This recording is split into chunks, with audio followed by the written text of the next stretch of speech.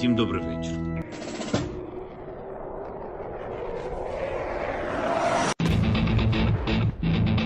On behalf of the brave, on behalf of every father and every mother, wings for freedom. On behalf of our warriors, and paves the way for a new history. Welcome to Tochnyi Kyiv with Bionade on the 767th day of the full-scale invasion. We are a podcast on Apple, Spotify, and other platforms. We also run a podcast series called Tochnyi Talks with people like the FPV drone group, the Wild Hornets. Tochnyi was recently published in The Economist, so please like and subscribe to keep up with our work. First up, it's over to Joseph with the news of this week.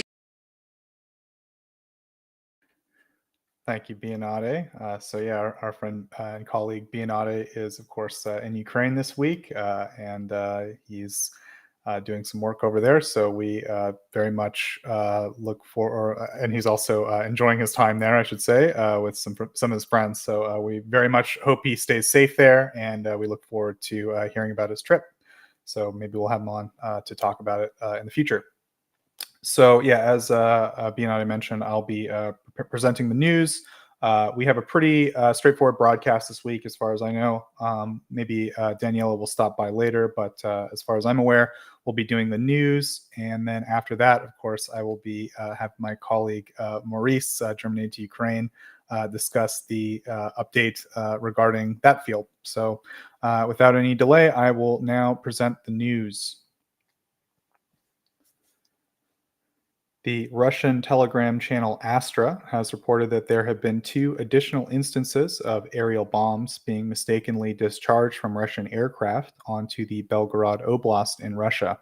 This brings the total number of such incidents in the region to 14 over the past 2 weeks.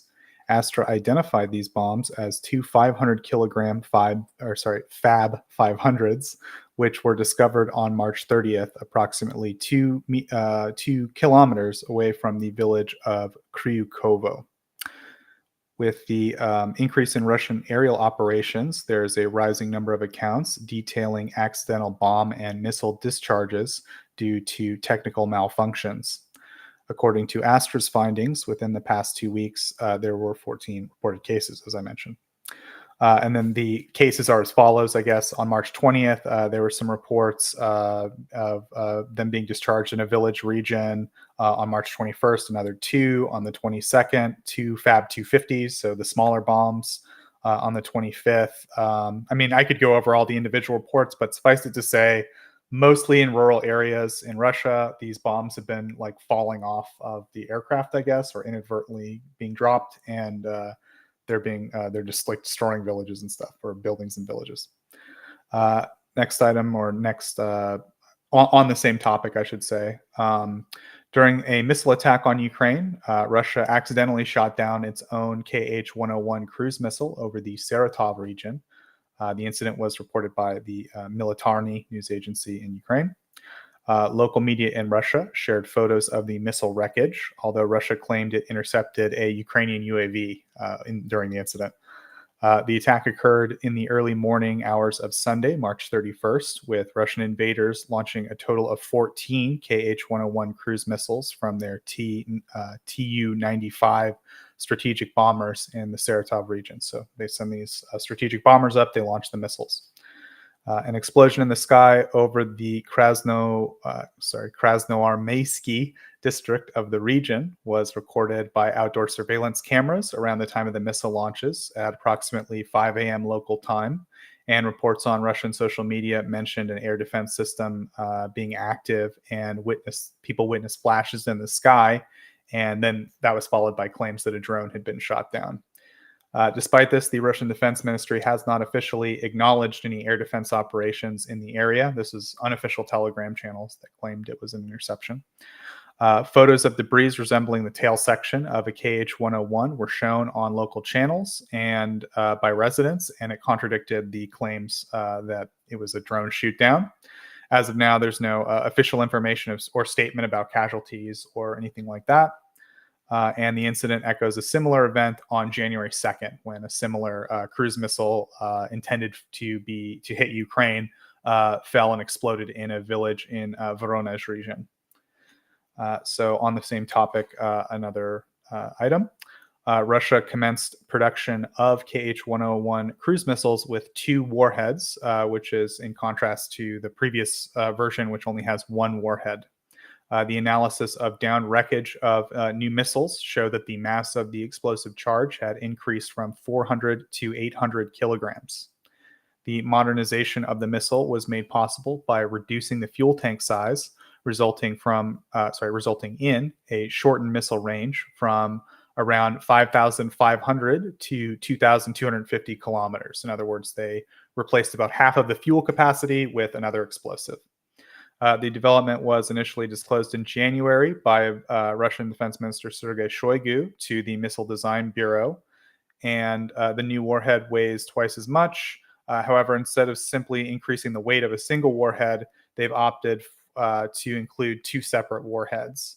And it's noted that the second warhead contains pre-made damaging components of cubic shape, particularly used in anti-aircraft missiles, but will potentially be effective in ground attacks. The addition of an extra warhead was, this is all kind of just a repetition. So the missile will still have like reasonable maneuvering capacity. It's not seen that reducing the range will affect its operation in Ukraine particularly. So this is overall, I would say, seen as a improvement in the design, at least for this application in Ukraine. So we can now go to the next topic, which is the economy stuff. So Ukraine's gross domestic product experienced a notable recovery with a report from their economic ministry. With their report from their economic ministry showing a 5% increase, a 5.3% increase from the previous year of the real GDP. The State Statistics Service indicated that in the first quarter, GDP declined by 10.3% compared to the same period. However, it rebounded heavily in the second quarter to 19.2%, and there were increases in both the third and fourth quarter as well. So far, Ukraine is showing signs of economic recovery after its the first year, the economy contracted by around 23%, I believe. So we're seeing recovery from the initial invasion still. PJSC Ukranafta has implemented measures to enhance production at one of its oil fields in western Ukraine, resulting in a notable increase in daily oil production to 138 tons. This is disclosed by their company's press service. The enhancement measures follow the treatment of 7 wells, consisting of 6 acid fracturing operations and 1 acid treatment. Remarkably, the oil company successfully completed 5 of these operations in the span of 13 days, because I know it's difficult. If you want to upgrade these facilities, usually you have to shut down production, right? So they want to do this quickly. So they were able to do that quite rapidly. Among the processed wells, the most successful one experienced an increase in 47 tons in daily oil production.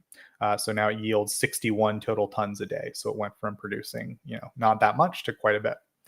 And in related news, they have commenced drilling an exploration well anticipated to yield a flow of another 20 tons of oil per day. So I know there's been increasing efforts, as stated by Ukrainian officials, for Ukraine to become more energy independent. So I think this is moving towards those efforts. And of course, any oil we can get on the market that isn't Russian, I think is a good thing. So on the same topic, but a different item. The Ukrainian staff of the future factory that will be established by the Franco-German Manufacturing Association, KNDS, which is a joint venture of KMW and Nexter Defense Systems, will undergo training in France this year. This information was shared by a columnist who covers French assistance to Ukraine on their social media account.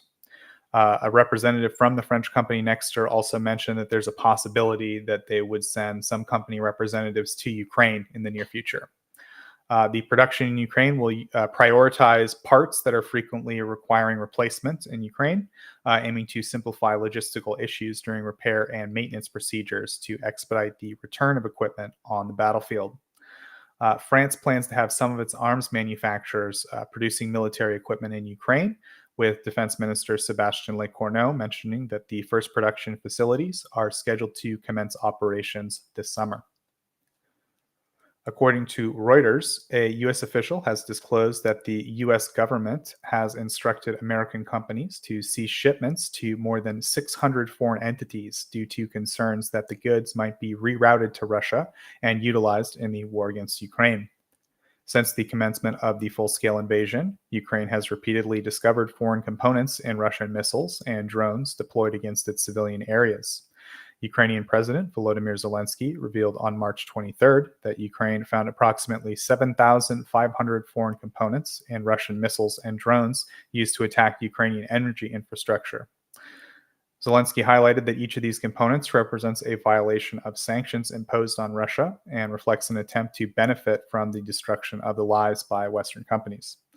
He stressed the importance of collaborating with Western partners to thwart the Kremlin's effort to evade sanctions and halt missile attacks on Ukraine. In recent weeks, the U.S. Commerce Department sent warnings to at least 20 companies as part of efforts to impede the Russian war machine. These companies produce and sell products identified in missiles and drones that have been recovered in Ukraine. So as it seems as a direct result of the Ukrainian reports, the U.S. has issued basically informal statements to certain companies in the U.S. that they should cease exporting to certain third-party individuals that seem to be likely sending stuff to Russia. Assistant Secretary Matthew Axelrod stated that the department's annual export control conference, he stated this at the department's annual export control conference, and he said that letters were sent to over 20 American companies containing the list of 600 foreign entities, and they requested that the companies voluntarily cease shipments due to the high risk of shipment to Russia. He highlighted that high-ranking officials from the Commerce, State, and Treasury departments are actively engaged with senior executives of U.S. corporations to explore additional measures to mitigate the risk of diverting products to Russia. Earlier, Ukraine's National Agency on Corruption Prevention established the world's first open global inventory detailing foreign components utilized in Russian and Iranian military equipment, including missiles, drones, and electronic warfare systems. However, the agency recently announced that it would no longer maintain the portal, and this sparked some protests from Ukrainian partners and the public. And as far as I understand, another agency in Ukraine will be taking over this list, but the status of the list is a bit unclear from what I could gather. So same topic, but a new item. Ukrainian Finance Minister Sergei Marchenko and United States Ambassador to Ukraine, Bridget A. Brink, signed a bilateral agreement on the deferral of public debt payments for Ukraine. The Ukrainian Finance Ministry announced this, and Ukrinform also mentioned that the agreement was concluded in line with the Memorandum of Understanding on the suspension of public debt payments, which was signed with a group of official creditors from the G7 and the Paris Club countries last year. It's worth noting that Ukraine's public and publicly guaranteed debt has increased by about 1.5 trillion hryvnia, or 33 billion in 2023. As of December 31st, 2023, Ukraine's public debt stood at a total of 145 billion, and the external debt is a total of 100 billion or so. So in other words, I think 45 billion is domestic debt, and 100 billion or so is foreign debt. And then next topic, or same topic, next item. According to Politico, the European Union has made the decision to retain currently 5 billion in profits derived from frozen Russian assets generated in 2022 and 2023. The profits, stemming from investments made with Russia's central bank reserves and other immobilized state assets across Europe due to sanctions imposed following Moscow's invasion of Ukraine, will not be transferred to Ukraine as initially proposed. Euroclear, the primary holder of these frozen assets valued at 192 billion, has confirmed that the 5 billion in profits are distinct from regular earnings and will be retained until further instructions rather than being distributed to shareholders. The European Commission had previously suggested that allocating 90% of the frozen Russian assets in Europe, estimated at 2.5 to 3 billion annually for the purchase of ammunition and weapons in Ukraine. However, only profits earned after February 15th, 2024 are eligible for this purpose, with earlier profits remaining with the company Euroclear. A draft EU proposal, disclosed to Politico but not yet public, outlines that the investment income from 2022 and 2023 will be reserved as a buffer to cover potential expenses, risks, and losses faced by Euroclear from ongoing anticipated legal disputes initiated by Russia concerning its frozen assets. Reportedly, Russia has already initiated 94 such legal challenges demanding repayment. However, Ukrainian officials, including Justice Minister Denis Maliushka, have criticized the decision, remarking that the 5 billion solely for litigation provisions is excessive. Maliushka pointed out that Euroclear itself has reported only 34 million in direct income losses from the repercussions of Russia's war. In other words, they shouldn't need 5 billion to handle all these legal challenges that only amount to a total of $34 million. So we'll keep you updated on that. Next item, same topic. Russia has significantly increased its imports of nitrocellulose, a crucial compound for the production of artillery ammunition, despite international sanctions, which are aimed at limiting their manufacturing capabilities. In 2022, Russian imports of the product, vital for gunpowder and rocket propellant production, surged by 70%, reaching 3,000 tons by mid-2023, nearly double the levels seen in 2021. This surge in imports occurred at a time when defense firms worldwide were facing challenges in acquiring nitrocellulose due to a shortage, as only a few countries produce the compound, primarily for munitions, and are subject to international trade restrictions. The ability of Moscow to obtain the essential component sourced from the US, Germany, and Taiwan has played a significant role in allowing for artillery production in the country. Despite sanctions imposed by the United States and the European Union targeting purchases for the Russian military, China has also increased its exports of nitrocellulose. However, the primary channel was a Turkish-based company. I'm not going to attempt to pronounce it, with most of its supplies going to Russian government contractors. Noy Ish Ve Dish Tikaret, I think is the name of the company, if anyone's interested in trying to look that up based on my awful pronunciation. Several Western companies, including Germany's International Flavors and Fragrances and Hagedorn NC, as well as Taiwan's TNC Industrial, were linked to supplies through the Turkish company. And representatives from all these companies basically denied everything.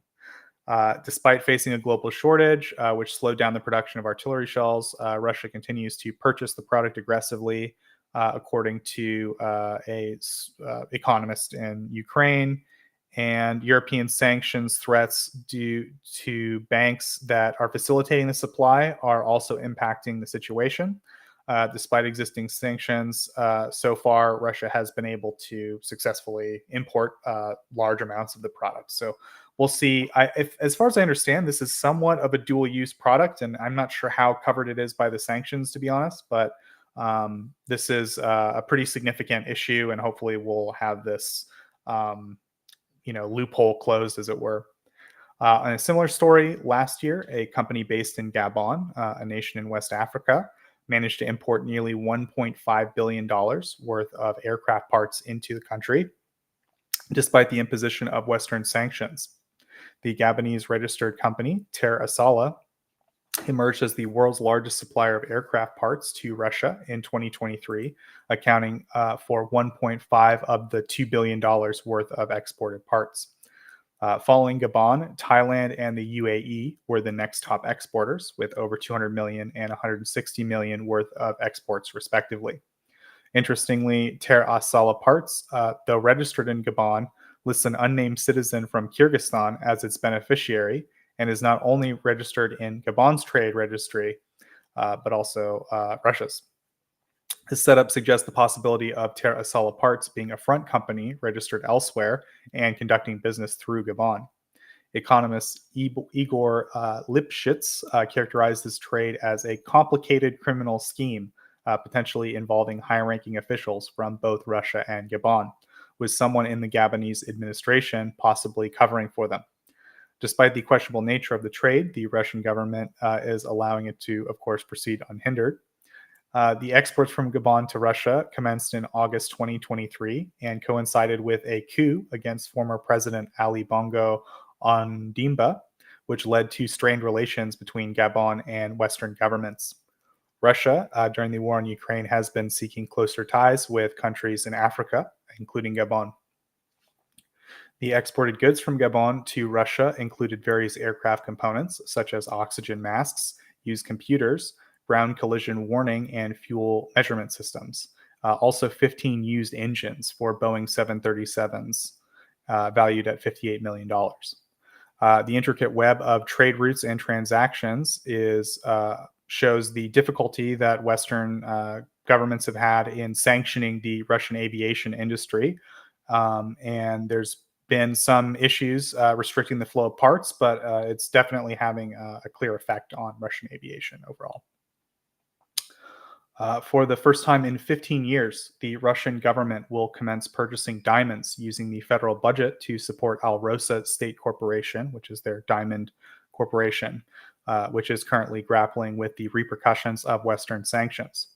According to Reuters and the Moscow Times, the Russian Treasury and Alrosa, in which 30% is owned by the Russian state property and another third by the local government of Yakutia, which is where most of the diamond extraction takes place, have agreed to procure diamonds for Goskron, which is the state-owned repository for precious gems and metals.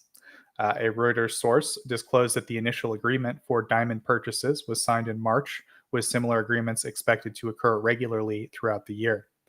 Alrosa, which controls 95% of Russian and more than a quarter of global diamond production, was added to the EU sanctions list and sanctioned by Switzerland in January 2024.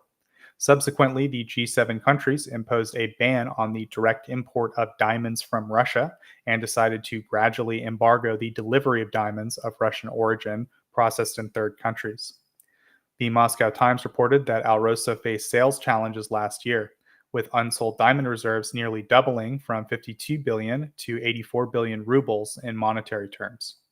The company reported a 15% profit loss amounting to 85 billion rubles and a 9% revenue decrease, as well as a 3% decrease in production as a result. Though India remains the largest buyer of Russian diamonds, processing 90% of the global diamond production, Alrosa encountered issues even in late 2023 in the market. A local regulator requested a halt to deliveries, citing a surplus of raw materials. The EU estimated Russia's loss of income from forfeiting a portion of the diamond market was around 4 billion euros. Dmitry Peskov, Kremlin spokesperson, warned the West of a so-called boomerang effect, asserting that Alrosa would find ways to circumvent the sanctions and explore new markets. And in the diplomacy category, Spain has commenced training for Ukrainian military personnel on the maintenance of the NASAMS air defense system as part of its commitments to Ukraine. Instructors from the European Military Assistance Mission to Ukraine, representing Spain, are conducting the training for the first time alongside Ukrainian soldiers. I assume this is the first time in Spain, by the way. Obviously, they had training on other NASAM systems, I assume.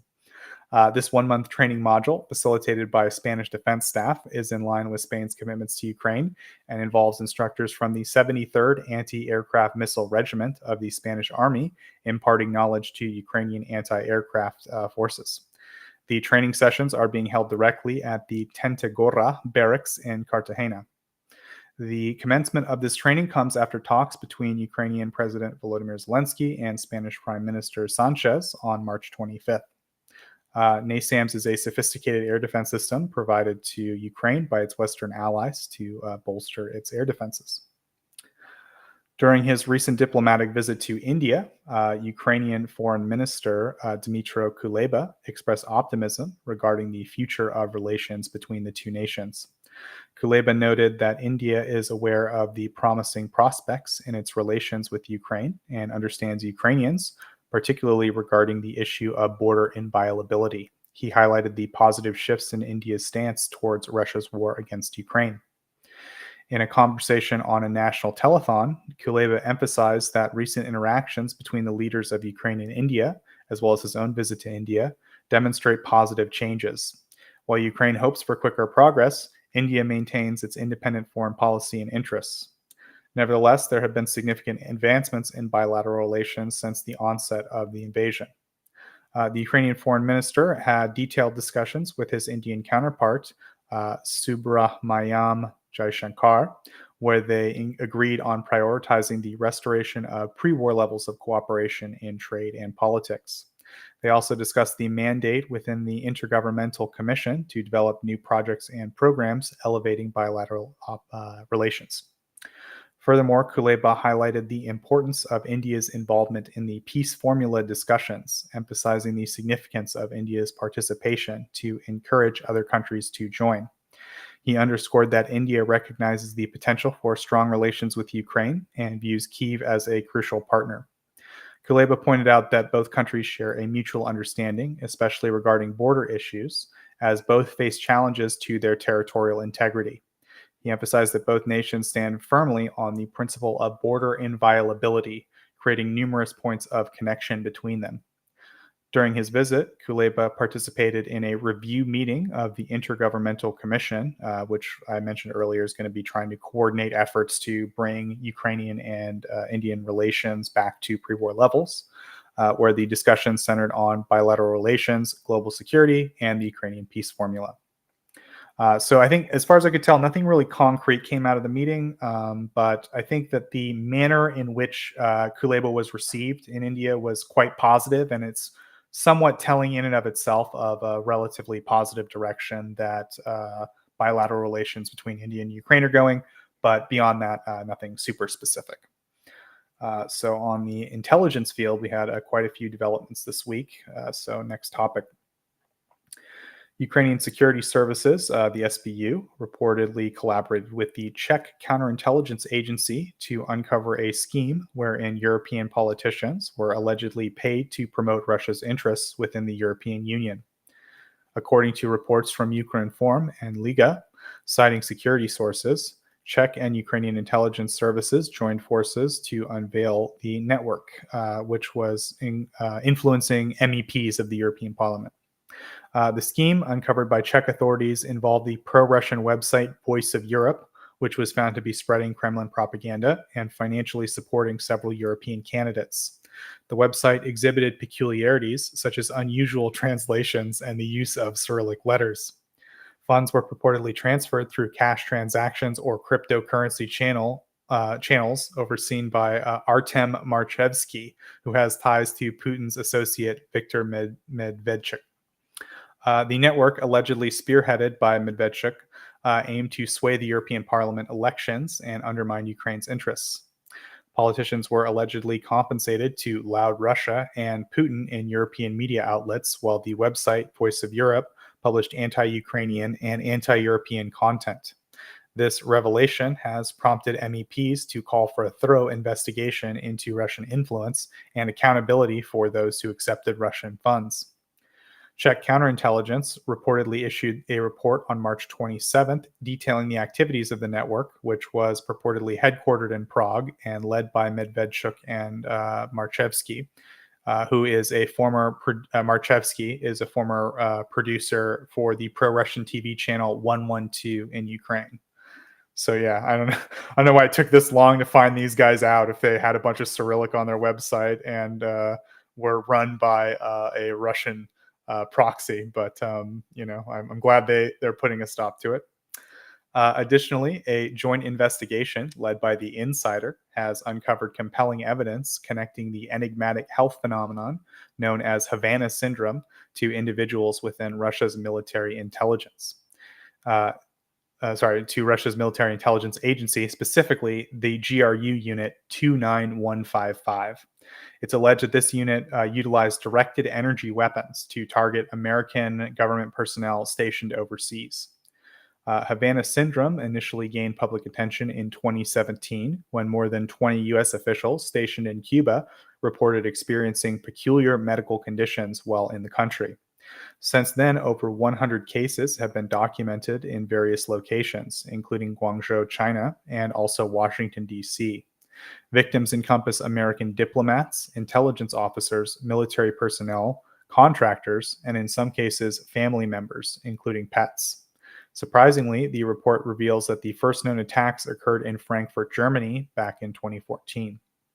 The attacks are carried out using what the Insider magazine termed directed energy weapons, the culmination of scientific research dating back to Soviet-era military intelligence initiatives.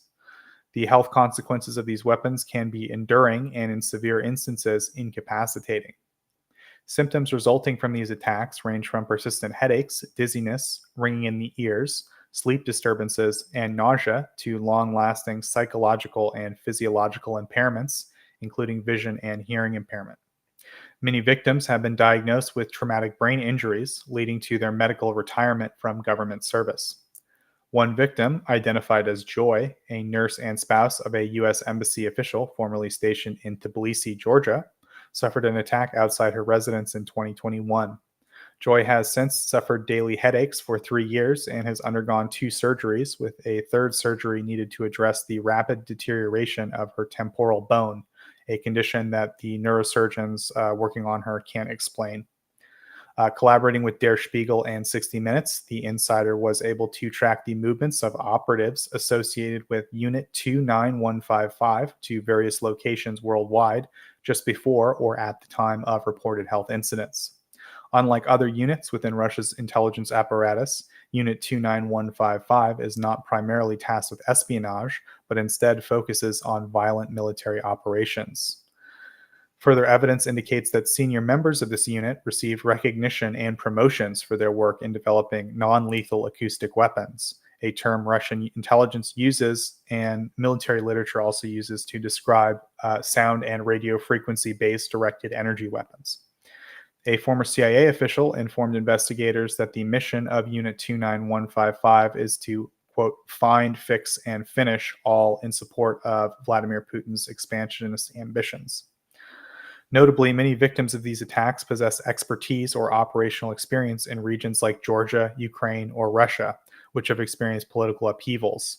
Putin attributes these upheavals to CIA influence, of course. The report suggests that Putin would have a vested interest in neutralizing U.S. intelligence officials that he deemed responsible for these events. In other words, in Putin's perception, the CIA is up to no good in all these countries, and potentially this was his response to that, right? Again, I'm not suggesting that the CIA was, but that this is how Putin thought of things. Several U.S. officials associated with CIA operations in Ukraine experienced health incidents across the globe, particularly after 2014 and the annexation of Crimea. The investigation revealed that the concentration of Havana syndrome cases among U.S. Embassy veterans in Kyiv prompted one individual to resign from the CIA altogether to avoid becoming a victim of the attacks. The report raises concerns about the U.S. government's response to the attacks, noting that intelligence agencies have downplayed the incidents. In March 2023, the Office of the Director of National Intelligence released a redacted report suggesting that it was, quote, very unlikely that a foreign adversary was responsible. This outcome reportedly shocked many victims. The investigation suggests 2 potential reasons for the U.S. government's reluctance to disclose the full extent of the attacks. One, acknowledging that the foreign government could potentially provoke public outcry, and 2, that it might undermine recruitment efforts in the future for intelligence agencies. Officers of the Defense Intelligence of Ukraine, or the SBU, have revealed the tasks that they undertook in Sudan and the reasons behind the operation in the country, as shared in a video published by a French media outlet. In their interview, one of the officers provided insights into operations aimed at countering local groups and the mercenaries of the Russian Wagner PMC. highlighting Sudan's strategic importance in the region, particularly its logistics capabilities and the port infrastructure on the Red Sea. The officer explained how these factors facilitated the presence of a significant number of Russian mercenaries in the country.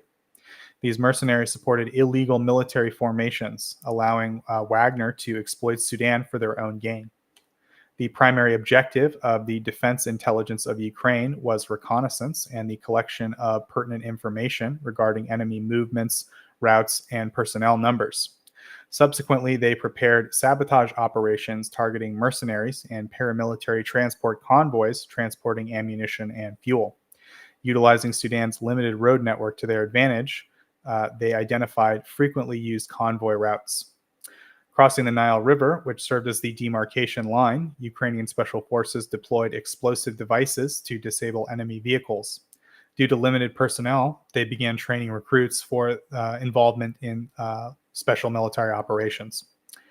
Sudan reported that they highly valued the quality and training provided by Ukrainian soldiers, who not only executed their mission successfully, but also trained local military forces. According to experts, Sudan hosts a 3,000-strong camp of Wagner PMC who are supporting the activities of the Rapid Support Forces, a paramilitary group opposing the country's government. Additionally, Russian mercenaries facilitated weapons delivery to the pro-government Janjaweed militia through their base along the border with Chad. Despite their small numbers, Ukrainian intelligence officers have reportedly succeeded in capturing several Wagner PMC mercenaries, which has been reported by Militarny previously. So that is all my news for this week. Quite a lot of stuff happened. I actually had to cut quite a bit of stuff because of the just sheer volume of things that happened. So hopefully that was comprehensive enough. And I will now turn it over to German Aid to Ukraine for his report. German Aid to Ukraine. Over to you. Yeah, thanks. Hello, guys. Happy Easter to everyone. Thanks, Joseph, for not forgetting me this time. It's quite a surprise to me. I have also just a small segment, so let's get started right away. We are starting with Wednesday and a donation by the Kirschlegern Volunteer Fire Brigade. They have donated a fully equipped firefighting vehicle to the State Emergency Service of Ukraine in the Kharkiv Oblast. It was handed over by Nils Tal, who supports as a volunteer with the Ukrainian fire brigades. So he was in Ukraine for multiple months and supported different fire brigades over the country many times close to the front line. Before that, it was transported to Ukraine in cooperation with the Water for Ukraine initiative and Mission Spirit. Even though the vehicle looks old, as it was registered in 1992, it has hardly been used over the years and has only driven around 18,000 kilometers and is in excellent condition. Oh, hard English for me. It will therefore provide many years of good service in Ukraine.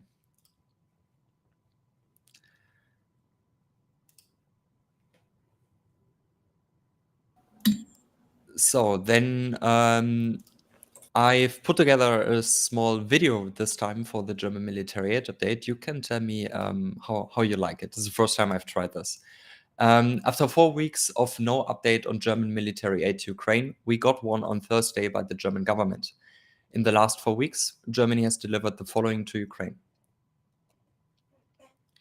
30 RQ-35 high-drone UAVs, 14 vector UAVs, 5 anti-drone sensors and jammers, 180 RF-360 field kits, which are drone detection systems, 1 Bergepanzer 2 RV, 2 bridge-laying tanks Biber, 5 Bronco ATTC RVs, 9 Bronco ATTC command vehicles, 6 Mercedes-Benz Cetos tankers, so for water or fuel, 9 mine plows, 1 Pioneer Panzer 2A1 DAX, 6 Wiesent 1 MC mine clearing tanks, 3 border protection vehicles, about 2,000 RGV-90 Matadors, 70 GMG automatic grenade launchers, German Aid.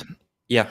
I think I need to interrupt you. It seems like YouTube has suspended the live stream. It's still going on Twitter, but on YouTube we got suspended, and I'm gonna try to publish the stream